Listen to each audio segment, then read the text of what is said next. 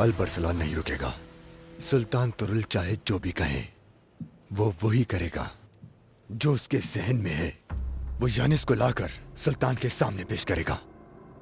मतलब अल्परसलान बगैर जंग लड़े किसी तलवार को उठाए वास्पोरा कान फतह कर लेगा? अगर वो कामयाब हो जाता है तो वो सुल्तान की नजर में सबसे ऊंचा हो जाएगा। अगर ऐसा है तो ये मुकाम आप क्यों नहीं हासिल कर लेते? यनाल सरदार, जाएं, उसे लाएं और सच कहने पर मजबूर कर दें उस काफिर को। और ऐसा कैसे होगा? मेरे पास ना सिपाही हैं और ना ही कोई हथियार। लेकिन सुलेमान के पास हैं। अगर आप उन्हें और उनके सिपाहियों को इस्तेमाल करते हैं तो अल्परसलान को शिकस्त दे सकते हैं। अगर अल्परसलान को शिकस्त देने की कोशिश करते हुए सुलेमान का रास्ता हमवार हो गया, वो हम बाद में भी सोच सकते हैं। यनाल सरदार,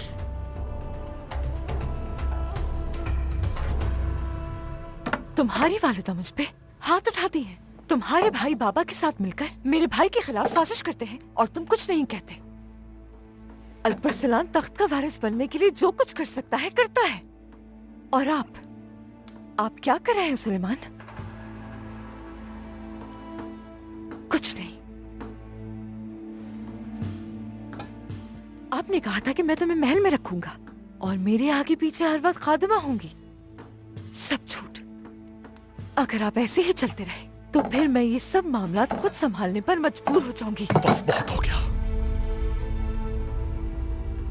हरगिज़ नहीं, हरगिज़ नहीं सुलेमान। अगर जल्द कुछ नहीं किया तो फिर आप तख्त के साथ साथ मुझे भी खो देंगे। ये बात समझ लें।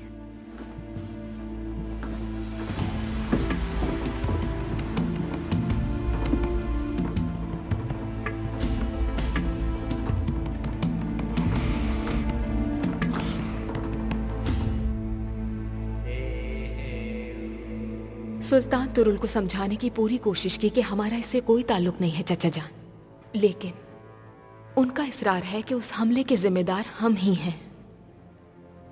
जैसा कि मैंने कहा, तुरुल अमन मुआहदा तोड़ने और हम पर इल्जाम लगाने की साजिश कर रहा है। अगर वो इतना इसरार कर रहे हैं तो उनके पास कोई सबूत होना चाहिए।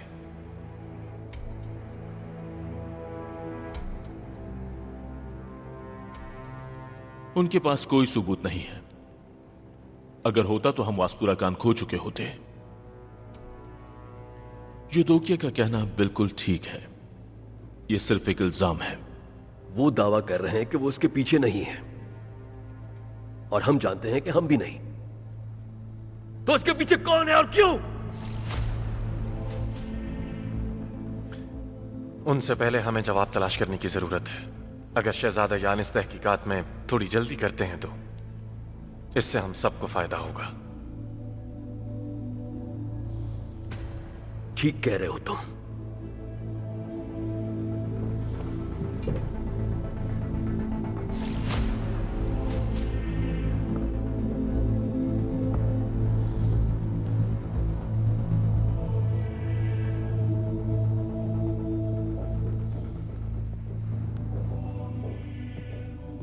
तो मेरी खूबसूरत चचाजाद बहन युदोकिया ने सफीर का फर्ज।